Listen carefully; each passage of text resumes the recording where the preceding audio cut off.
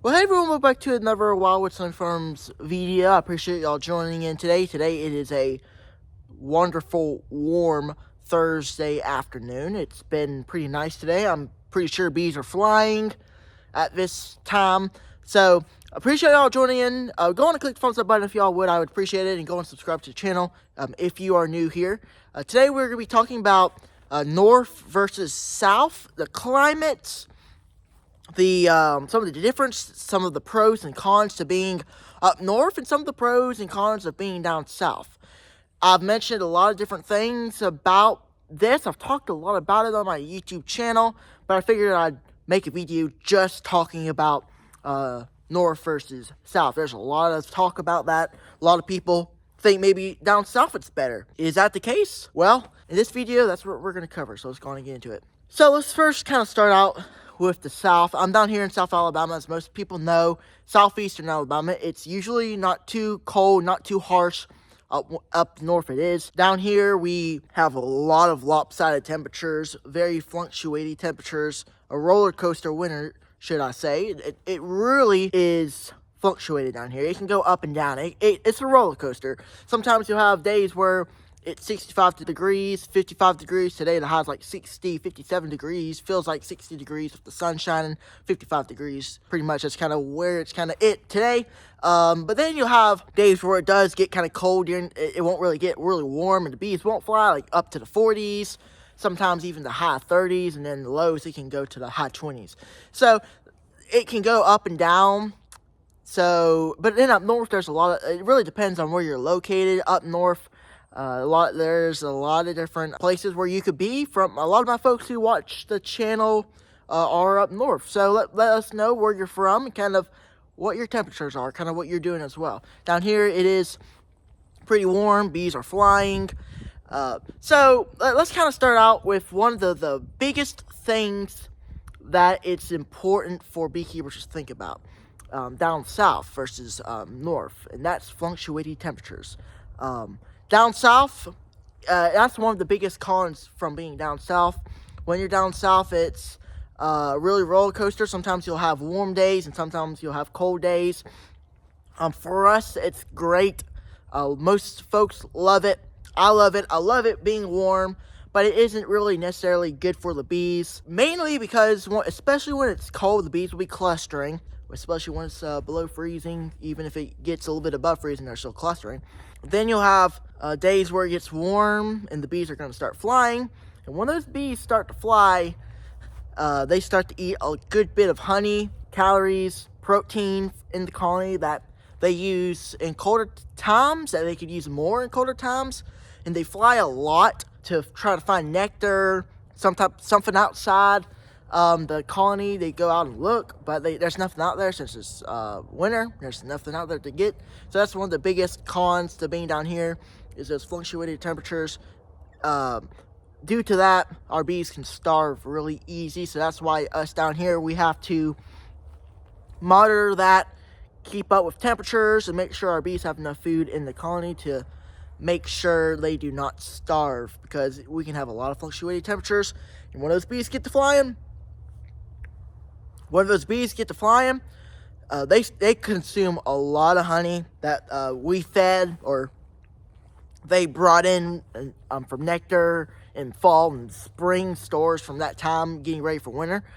And of course, our nectar that we feed them, our sugar syrup that we feed them in fall, they consume a lot of it, especially when it's warm and they want to get out of the cluster, break cluster, and fly.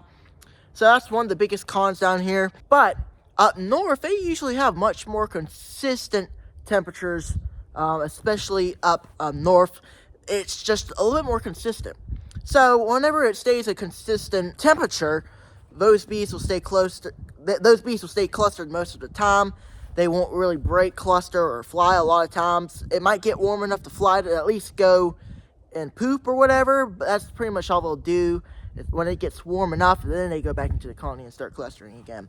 It's longer periods of time where they can cluster and not break cluster. Down here, we may have a 2, 3, 4, 5 day period where they stay clustered, and that's pretty much it. Then we have about a 5 or 4 day span of warm weather, then it goes back. So that's kind of the difference down here, that's a big con for being down south. Most folks think warm weather is great for bees. It's not necessarily good for bees. It can cause some problems, especially whenever it gets warm and those bees start coming out of the colony and consuming a lot of honey, rather than being up north where you have a more consistent rate temperatures, and then those bees can stay clustered longer, and you don't have to worry as much as you do down south. So one big thing for me down here is a big con down south is, of course, the fluctuating temperatures.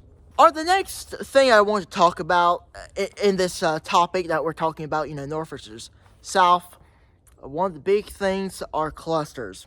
A lot of times down south, and I'm going to speak for myself, our clusters aren't as big as the clusters that northern folks have to make to keep their bees alive. Main reason is we don't have as harsh climates. Even though we do have fluctuating temperatures, which is a con, we still don't have as cold weather as the northern folks do. So therefore, we can have much smaller clusters and come out successful with them. Up north, folks can't do that. Up north, they have to have really nice sized clusters, big sized clusters, and a lot of honey in the colony to get their bees through winter. They have to have a certain degree of a cluster that will make through winter. So, but down here, we really don't have to do that. We can get a 5-frame, 2-frame nuke through winter just fine, as long as it's done right. Most of my clusters are about 3 to 4 frames of bees, which is all I need. It's all I care to have. I don't really need any bigger clusters. The only reason is they don't consume as much honey. Bigger clusters consume way more honey than the smaller clusters. Just the smaller clusters, you just have to feed as well. I mean, they still do you still need to feed them no matter what, but they don't eat as much as bigger clusters, which is also a pro in itself. But that's a really big difference that beekeepers have in different climates. Of course, it depends on where you live, but that's one big difference from north and south, that most folks down here don't have to have as big clusters, but folks up north, they have to have bigger clusters for them to be successful and to successfully get their colonies through winter. All right, we already talked about fluctuating temperatures. We've already talked about clusters. The next thing I want to talk about, which may be the final thing, there's a couple different things, but it's not a whole lot, but it is really impactful. This is, I would say, winter management is really different between south and northern beekeepers. A lot of different techniques. Insulation, a lot of folks up north have to put insulation on their colonies to try to keep heat inside a colony, especially if it's really, really harsh and cold up north. Down south, nowhere near necessary to do that. Really not cold enough to put insulation on the colonies. So most folks down here don't do it. I don't know any folks down here who do it. I know some new beekeepers may think they have to do it, but they actually don't. It's not necessary to put insulation on colonies down south, but up north they do have harsher temperatures, as I said, harsher environments and climates. So sometimes it is necessary up north for beekeepers to put insulation on. Different techniques before they get into winter. In fall, there's a lot of different things they need to do. They have to prepare their bees differently than southern beekeepers have to do. Now, you may be wondering, what are some different things that northern beekeepers have to do that's more than what a southern beekeeper has to do? Well, there's a couple things. Number one, they really have to get their bees up to a certain standard to survive winter. They're not like us, where if we have a 5-frame, 2-frame nuke, they'll be fine. They'll get through winter down here, but they most likely won't be able to get through winter up north. Up north, it's way too harsh for any type of small little colony, maybe this type size cluster, to make it through winter. So what they're doing before winter is focusing on building their colonies up really, really strong. More strong than I've been trying to get my bees up to. Mainly because they have more harsher climates, and that's what they have to do. Down here, we don't have to get them too big. We don't have to have them too big of clusters because that's not necessary. But it's still important for me down here to keep my bees healthy, so I've been able to do that pretty good. That's one thing that I have been doing really all year long, is trying to keep these bees through winter, and they're still doing really, really good. I plan to upload a update video on that later, but that's a little difference there. They have different standards they have to meet, especially going into winter, to keep their bees alive. Down here, you can get a very, very small colony through winter. I've done it before. It's not hard to do down here. You just have to do it the right way, like I said earlier.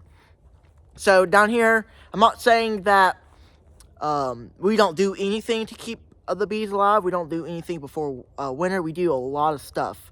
I don't know if you'd believe how much stuff I did before winter. I really emphasized on keeping these bees strong, treating, feeding a lot of sugar syrup. But it is much different what northern beekeepers do. They do it much, they have to get their bees much more stronger than I have my bees. My bees mainly have like 5, 4, 3 frames of brood. That's, a lot of folks up north may be thinking that's a bad cluster. It's actually a pretty good cluster down here.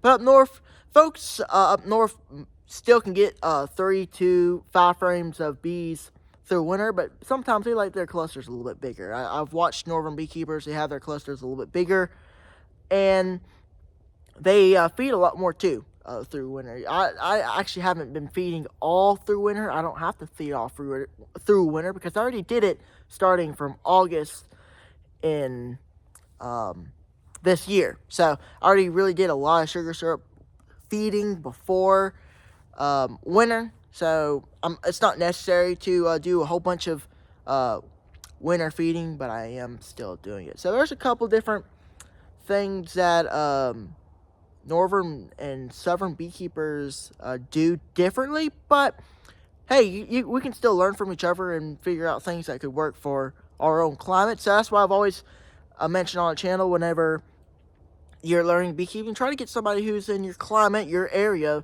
that knows what your climate is. They know what you probably need to do in your climate, because I know Canadian beekeepers, northern beekeepers probably won't really be able to take anything that I do up to their apiaries, because my stuff is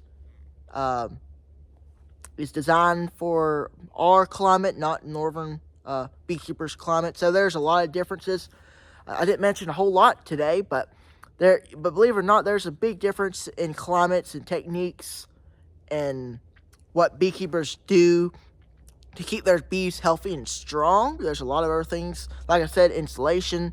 Most folks up north have to put insulation on. I mean, it's not necessary, I don't think. Most folks I know do it, but a lot of folks don't do it up north. Some folks don't find it necessary, but a lot of folks up north do it. Nobody down here does it, from who I know. It's not necessary, not cold enough to do it, not harsh enough to do it, and it's not really necessary. But other than that, that's pretty much it.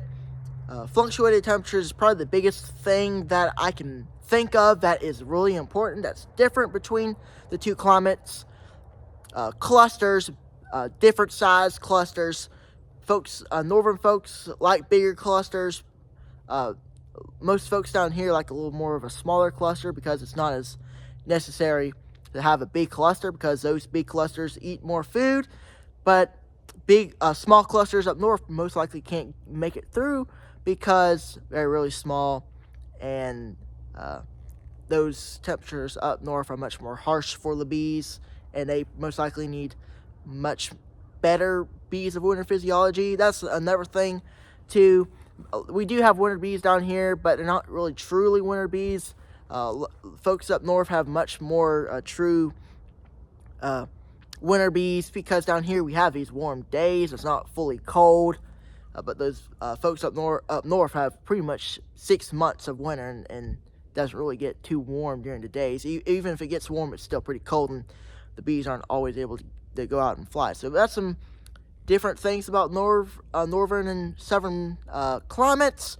I've never been up north, so I don't know a whole lot, but I can say what my climates are, what I'm doing, kind of compare mine to some whatever beekeepers have told me. I've had a lot of beekeepers on my live stream and always listen to what they do, so sometimes I can just look at what I do and see what they do and see what's the differences. So it's really interesting and really cool to see beekeepers do what they love to do best, is keeping bees and keeping them healthy and alive. So other than that, thank y'all for watching. Hope y'all enjoyed. I was able to talk a good bit about this subject. Maybe I didn't cover everything you wish I would have covered, but if you have any other suggestions, some different things, some differences between the two climates, feel free to put in the comment section below. And also put in the comment section below